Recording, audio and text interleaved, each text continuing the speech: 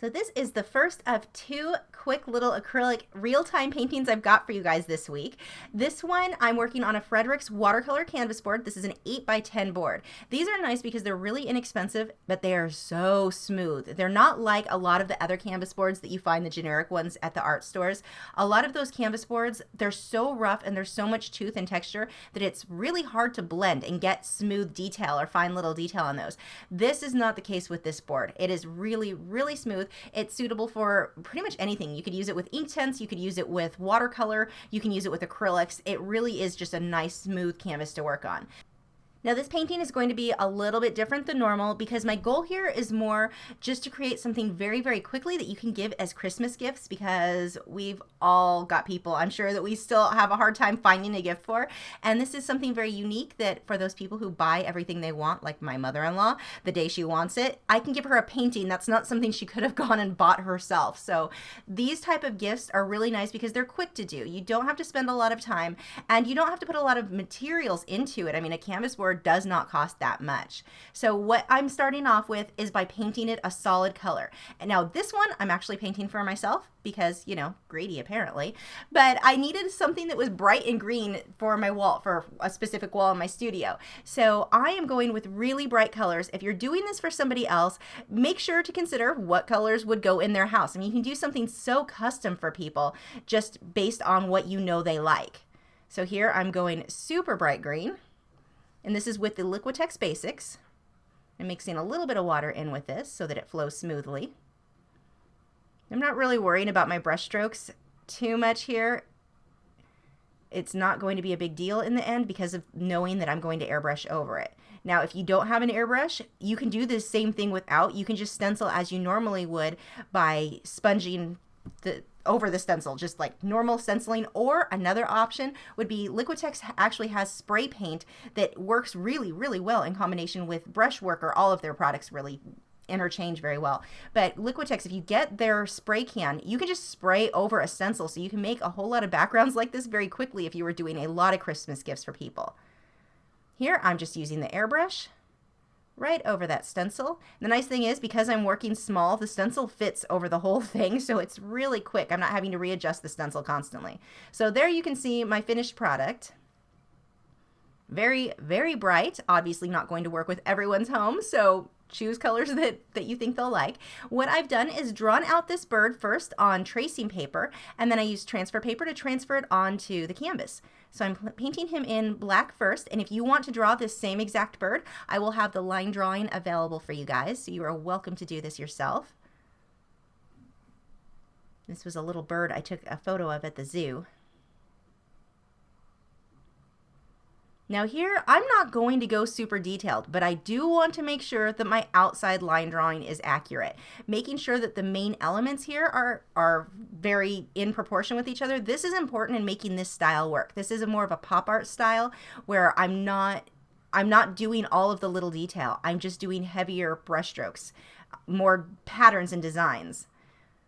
Heavier brush strokes could also be impressionism, but here I'm really doing more patterns, so it fits more of a pop art style. I'm using Mars Black. I'm adding a bit of water in with that to make sure that that flows nicely. Now you can see I'm using the same brush to outline everything. If you are not comfortable using a brush that large to get your edges, you can use a smaller one. You don't have to use the same brush I am. This is a white Taklon bristled filbert brush. I'm not positive what number that is. Now, Hobby Lobby has their generic brushes. They're called the Master's Touch, or Master's Touch, something like that. And they're actually really good. I really do like both their synthetic hog hair and their Taklon bristled brushes. I normally avoid generics, but I liked this one. I'm using a fair amount of paint on my brush. When you're painting in acrylics, if you ever end up with those little white dots or little dots of whatever color is underneath showing through, that pretty much tells you you need more paint and more water on your brush.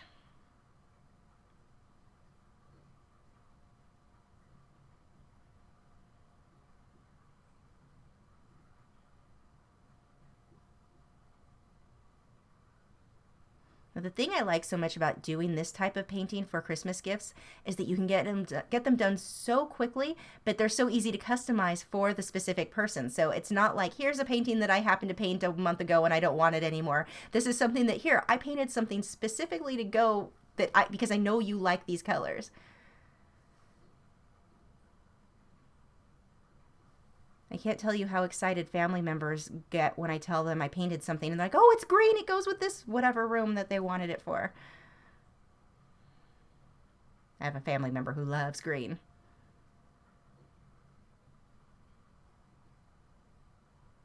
She's not quite obsessed as I am with teal, but close. Getting these little branches in. Now notice when I do the branches, they're always thicker at the base and they get thinner as they branch out.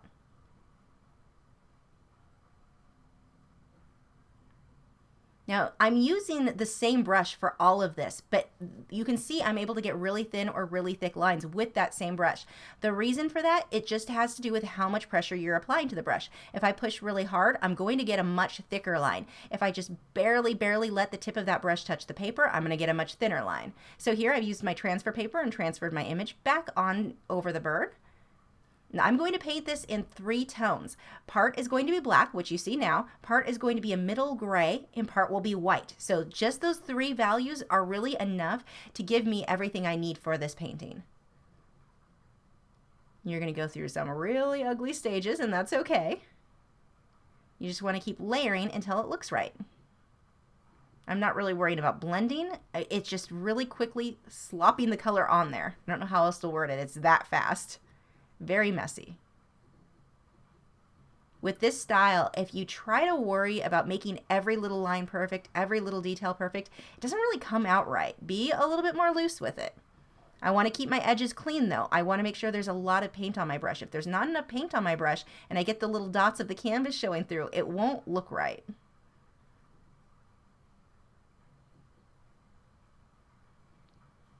And here you can see, while I do have details drawn in, I'm not worried about them being perfect. Once I paint them in, I'm just going for close.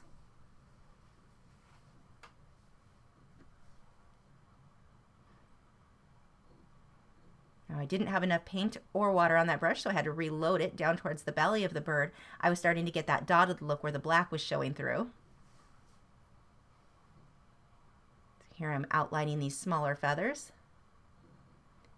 And the nice thing is this transfer paper, as long as you're not using a wax-based transfer paper, I use one by Low Cornell. This one will erase completely. So if I don't paint over all these lines, no big deal. I'm just going to take my eraser and remove them all.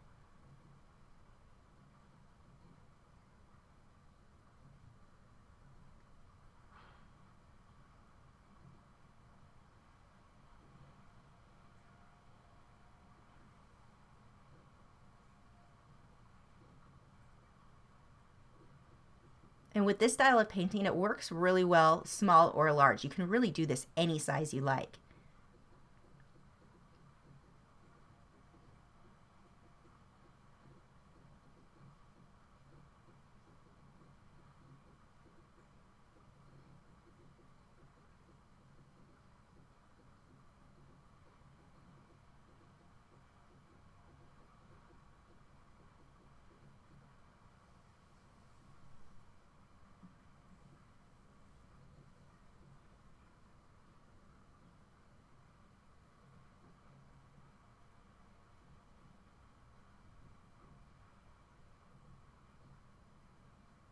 Now, I am using a reference photo for this, but more as a guideline, not as something where I'm trying to get every detail right. But even when I'm doing this style where I'm not going for super realistic, I still want to make sure that I'm using that reference photo so that my drawing is somewhat accurate.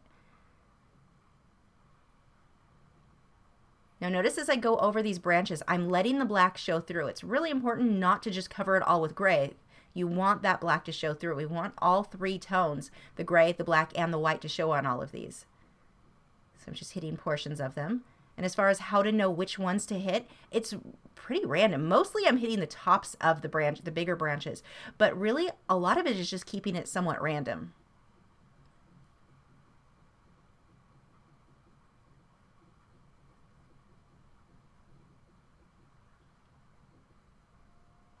Now I am letting it dry in between these layers of colors. Taking some black, redefining the eye, because even though it's loose, I still want it shaped right.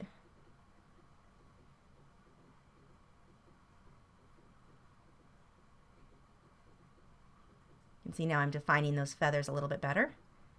I'm using a round brush now. Not actually a liner, I don't need that much detail, but it is a smaller brush and does have that round tip or pointed tip.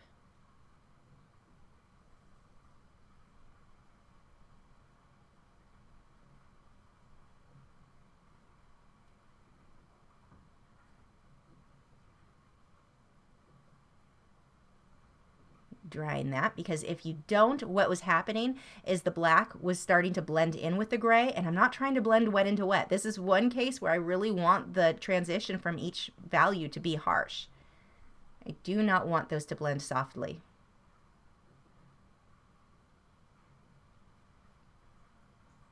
Just getting that nice and dry. Now when you use a hairdryer on your work, I do recommend let that canvas cool before you start painting, because acrylic paint does dry so fast. If you're applying it to a hot canvas, it dries way too fast. So make sure you let the canvas cool in between when you do use the hairdryer like that. Coming on top with the white. And I'm still using that round. You can see, notice how much paint I have on there. Normally when I'm painting, I don't have big clumps of paint on the brush, but for this style, I really need that to be very thick in order for it to look right. I don't want it to look like I thought about maybe putting a line here. I want it to be obvious. I wanted paint on this section of that painting and glob it on there.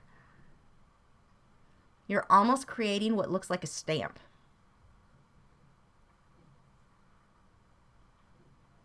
And it's acrylic. If you do something, don't be afraid of it. If you put a line on in there and you're like, oh my gosh, that was way too dark, I just ruined it. No, just keep building, keep layering. This is a seriously forgiving medium. It's not like colored pencil where you can't go back and lighten things up all the way. You absolutely can. Just keep painting back and forth until you get it to look how you want it to.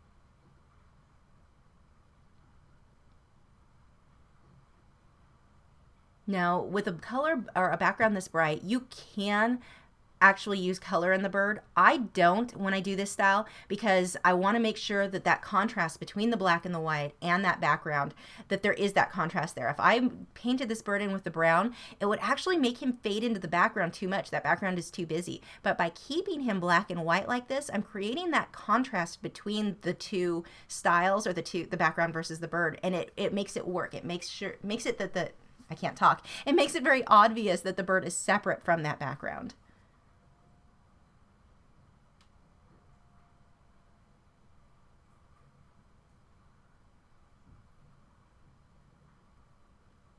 Now here again, I am not pushing very hard, so I can get that very, very thin line.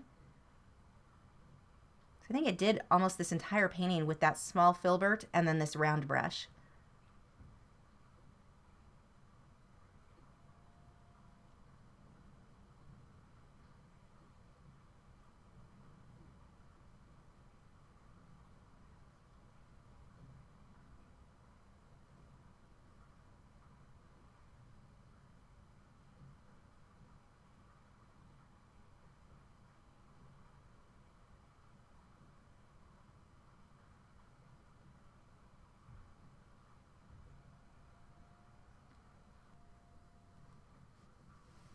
Coming back through, adding a little bit of gray to tone down some of the white where I had gotten a bit too bright. And this is a painting that you want to back away from Constantly look at it from a distance, make sure nothing's too bright, too dark, make sure everything's just balanced out very well. And for the stencil, you can get stencils anywhere. You can get them from your local art store. Go over to their, I'm trying to think of where it is in Hobby Lobby and Michael's. They have them, it's not with their fine art section. You'd have to go over towards the crafting section where they've got like the toll painting, the little teeny bottles of paint. They should have lots of stencils to choose from there. You can go to Amazon. I've gotten a lot of my stencils from Amazon and eBay. But any pattern will really work as long as you've got this contrast between the black and white up front and then the color in the back. You can even do the reverse, do black and white in the back and color up front. This is just a lot faster.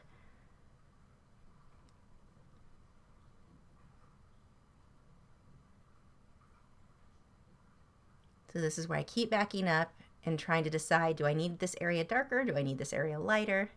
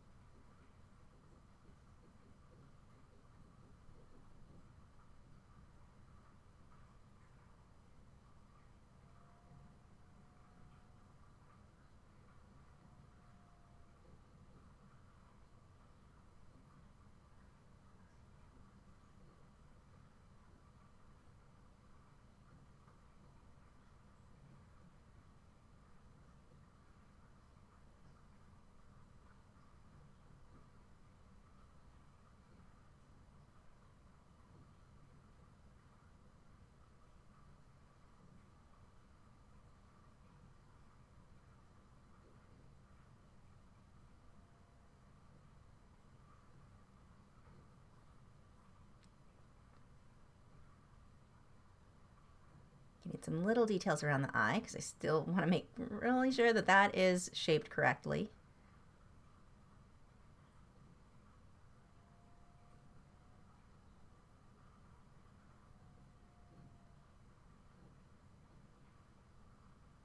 Now, another tip I have for this style is outline stuff. You know how I'm normally saying don't outline things. Cartoons have outlines, people don't, or realistic things don't. This isn't supposed to be realistic. This style, having these harsh outlines, actually looks really good.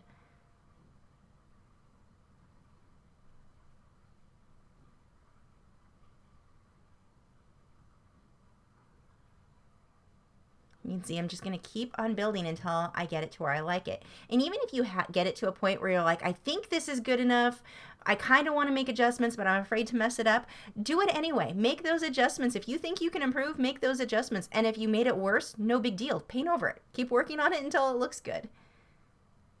That's the great thing with acrylics. It is so forgiving. And one thing you're not going to see on this, you'll see in the finished photo that I did go back and outlined the bird a little bit more to make him stand out more. So it kept me with that style that I was looking for that has that very pop art-like look where it almost looks like a stamp.